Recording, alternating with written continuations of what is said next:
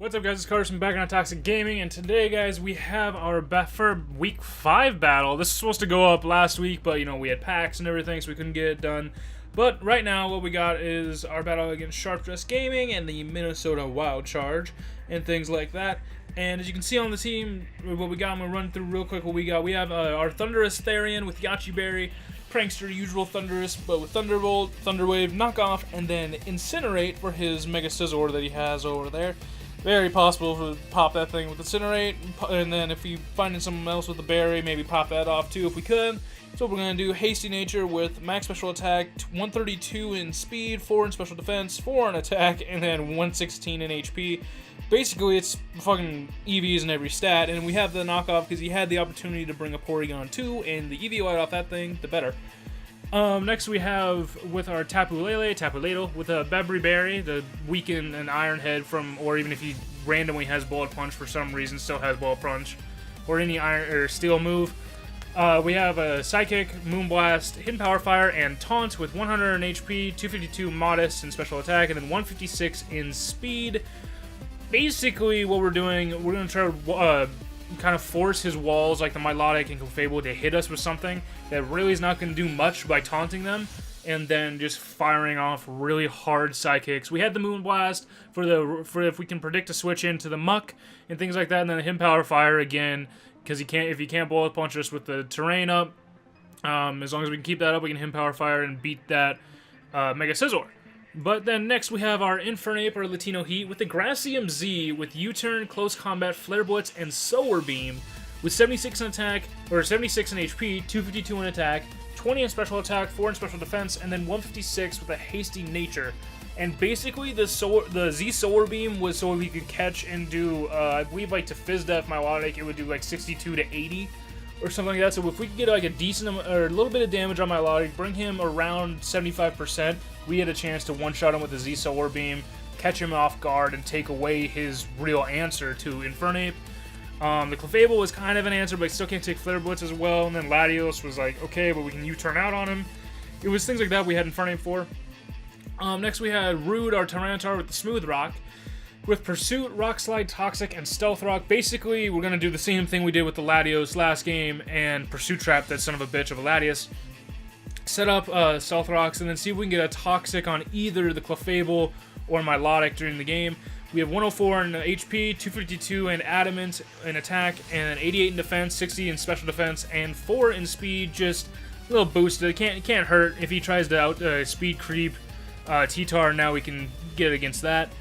Next we have our Seamus, our Choice Scarf Shaman, with Seed Flare, Earth Power, Hidden Power Fire, and Dazzling Gleam, 252 Modest in Special Attack, 132 in HP, and then 124 in Speed. Basically, we can outspeed, I believe, everything except for Scarf Latias. I don't think we outspeed, but pretty much we outspeed anything else he has. And the Shaman can basically just click a move and do massive damage to the majority of his team. The only thing that's taking a move any type of decent would be the Clefable, and if really 2 Seed Flares should take that thing out if it's physically defensive. And Shaman was what I really wanted to kind of get with this battle and let him do some things. And then finally we have Perfect Tenor Excadrill, so far the MVP on our team as far as getting kills goes. But we have him with our Lumberry in case of a random Scald Burn. We can mitigate that, or a T-Wave, or no, not T-Wave, just basically Scald Burns or any random Will-O-Wisps, things like that, mitigate those. With Earthquake, Iron Head, Rock Slide, and Swords Dance, 116 in HP, 252 Adamant in attack, and then 140 in speed, which I believe allows us to outspeed Scarf Latios in the sand, or Latias in the sand. I believe that's how that speed tier went. And basically, we can Earthquake, Rock Slide, and Iron Head everything on his team for hard damage. We get a Swords Dance up. The thing that's kind of worrying for me now that as I see the team is the Breloom. But really, what's a Breloom to a Tapu Lele? It's straight up honest, what is that thing to that? And then I could, we could bring in Shaman to stop Spore and fire up the Hidden Power Fire, things like that. But that's what we have for our team. We see he has the Milotic, the Alolan Muck, the Latias, the Mega Scizor, the Clefable, and the Breloom. He had the chance to bring, I believe, Porygon 2. He drafted 2 Megas, so he could have brought either Mega Scizor or Mega Sableye. I felt like Sableye might have done better just because of the Lele being able to there still. I don't know, it seemed weird. But then he also had the Ash Greninja, which I don't know why he didn't bring Ash Greninja, because that could have royally fucked my team. And Porygon 2 could have just sat and stalled the majority of my draft. So really, that's what we got here. I'm going to catch you guys when we get into the battle. Okay, we got our battle starting now against Pokemon Trainer Sharp. We're challenged by him. That's the way it goes. He actually leads with his Milotic, because I was going to lead with Thundurus, and I was like, oh, okay. I have absolutely no problem with this Thundurus lead right now. I'm going to quick knock off, because if he has leftovers or Wakan Berry and Mirror Coating things, I want to get rid of that berry so that Thunderbolt can do later. So I click the knockoff, and he first turn clicks the Mirror Coat. We saw he had leftovers, so he was still rolling the risk of living with the Wakan Berry, and I'm like, I'm just going to keep clicking knockoff. You either switch out, or you waste Mirror Coats. Then he clicks Scald, and I'm like, okay, so he doesn't have Ice Beam. He would have clicked Ice Beam on me, and I have my Yachi Berry to live it, and I at least would have known what he had. But now he's switching out, and he's going into, I believe this is the Clefable. Yes, we see the Clefable, and I'm like, now I'm going to click T-Bolt, because I can do a hell of a lot of damage to anything that comes in, and we do almost half to this thing. So doing almost half to a Clefable tells me that this is probably more a physically defensive Clefable. I'm now going to pull another or just a good switch out into Tapu Lele. He has honestly probably nothing besides a Hidden Power Steel to touch me. Like, I don't believe this thing gets any poison moves at all, so it's like nothing he's worried about. He sets up the Stealth Rocks. Good free rocks for him, as I don't have anything on my team to spin him away. I have the threat with Excadrill to be able to spin, but that's the only thing I have. And so now he's going with the leftovers. I'm like, Psychic kills. Majority, if he's Fizz Def, Psychic will kill from here. And we launch the Psychic in the terrain, and it does take out the first of his two big walls in the Clefable. That's a big deal to take that out early. He brings in the Breloom, which is very odd to me. And he's just gonna Psychic. Like, I would kill 9 times out of 10 with Brelooms. I'm like, wait, he's probably sashed. And he sashed. And I'm like, okay, so now he probably just spored me. Whatever, that's fine. And he said he decided not to click Spore because he figured I was going to outspeed. He clicks the Rock Tomb instead and misses. So now this Breloom is pretty much fucking useless as he switches out back into the Muck, probably expecting another Psychic. I decided to click Moonblast because I hit the Muck, killed the Breloom, and I hit the Latias if he brought that in instead. And we do almost half to a Alolan Muck, which means this thing is not Assault Vested. And I'm like, okay, that's fucking great. I'm going to bring in T-Tar now. He can knock me off. I get my first 8 turns of sand thanks to the Smooth Rock. I lose the 8 turns for later in the game, but at the moment, I'm okay with it. Like, I'm no problem losing that item compared to any other Mon's item at the moment. And I really didn't want to bring Infernape in on a Poison Jab and get hit really hard with damage and have Infernape low. But he actually takes the Sandstorm damage, which activates his Figgy Berry, which, holy fuck, Figgy Berries. He's got probably some of the weirdest berries in this battle. We see the terrain going away, and right here, he's going to switch out, and I think I decided to actually just set up my Stealth Rocks here, get them up early so that Breloom is dead on switch in. He brings in the Milotic, I'm like, okay, he's probably going to Scald me. That's probably what he's going to do, so I just set up my rocks, I'm like, okay, fine. I'm okay with T-Tar being scalded and potentially burned, because I want to get Toxic on this Milotic, put him on a timer as soon as possible. He clicks Rain Dance, and I'm like, okay, so he's going to try to fight my Weather Setter with having to waste a turn to set up the Rain Dance himself. I am perfectly fine with that. As I go for the Toxic, and I end up landing it, thank God for that. And now this Milotic is on a timer, and I'm just thinking I can play around this Rain Dance really simply. Go out into something, take a Scald, or whatever this Milotic wants to do to me. Really go out into Shaman, and that's what I decided to do here. And then next time I bring in T-Tar, this Rain Dance is gone, and it doesn't matter. But I go into Shaman here. He's already shown me he doesn't have the Ice Beam, or more 9 times out of 10 doesn't have the Ice Beam. He clicks Recover. So now I believe he has Rain Dance, Recover, Mirror Coat, and Scald. So he doesn't have Ice Beam, he only has Scald. Shaman can come in here and just do whatever the hell I want to him. And I'm thinking in the back of my head, he showed first turn Mirror Coat. He's probably going to click it now. I'm going to hard switch now back into T-Tar, get rid of this rain, and get my sand back up. And really my plan was just to get rid of the rain in case he maybe went back into, or pulled the double into Scizor so that I could hit him with a fire move from Thundurus or Infernape later. And he actually did click the Mirror Coat. It's going to take the Sandstorm damage and the Toxic damage, which is going to bring him way down from what it should be. And this turn, I decided again, pull his double. I'm doing a lot of switching right now in the beginning, but it's like, okay, now I'm going to go into Thundurus. I take a little bit of rocks damage. I can live a Scald from this thing, no problem. And I'm feeling he's going to waste the turn to set up the Rain Dance, which he does. And I'm like, okay, now I can basically, every time I bring a Sandstorm, this Melodic's alive, I can make him waste turns by clicking Rain Dance. And what we see here is we see how much the poison damage really takes him down, and it's an easy range for Thunderbolt to KO this thing.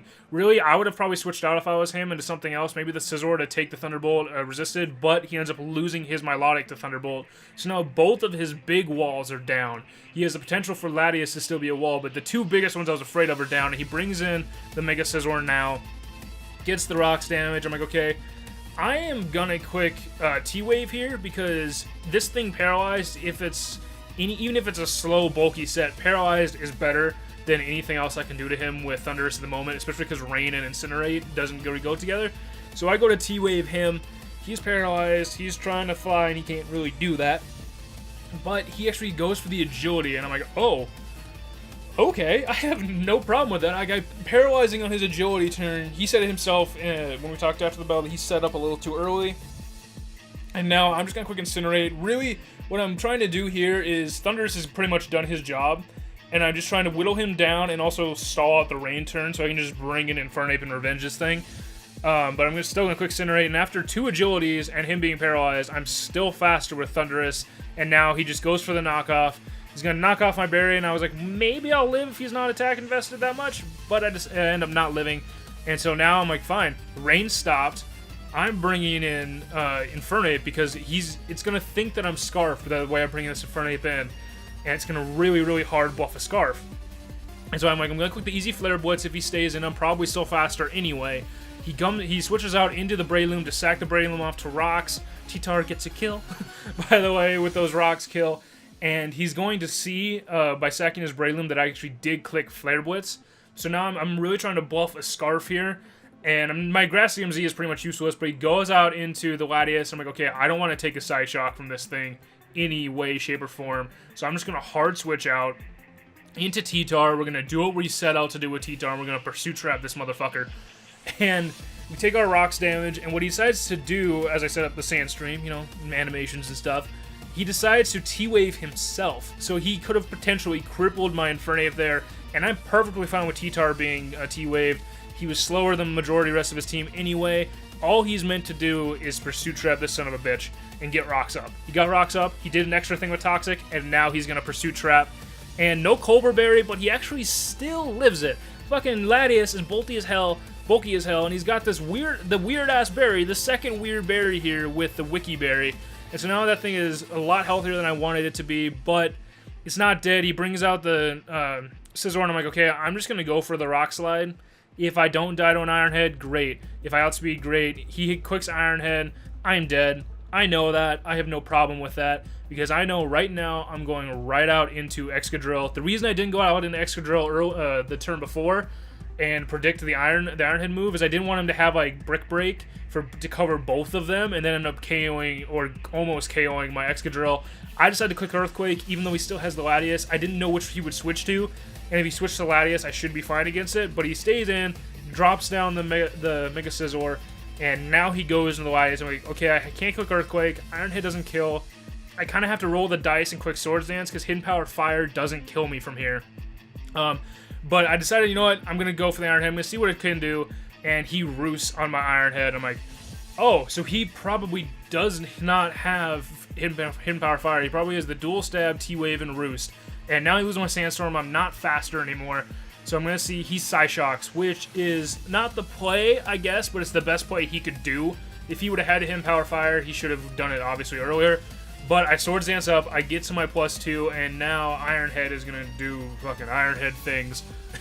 And I'm going to take actually a Draco as well, which does a little bit more than Psyshock. A little bit. You know, it's alright. It's better than going with the Psyshock again, getting me down a little bit more health than Psyshock would have. But as we can see, Iron Head is just going to fucking obliterate and just go with it. And really, Infernape now, not Infernape, Excadrill now, all he has left is the Alolan Muck. I'm going to outspeed him. Shadow Sneak can't kill me. Sucker Punch won't kill me or anything like that, so I'm just going to click Earthquake. He goes for the Shadow Sneak. Really, that's his best play to maybe hope for a massive crit to kill me. And Earthquake is going to clean it up.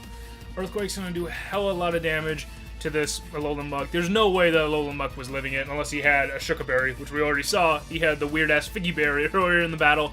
And we won with a 4-0 against Sharp. Good game to him.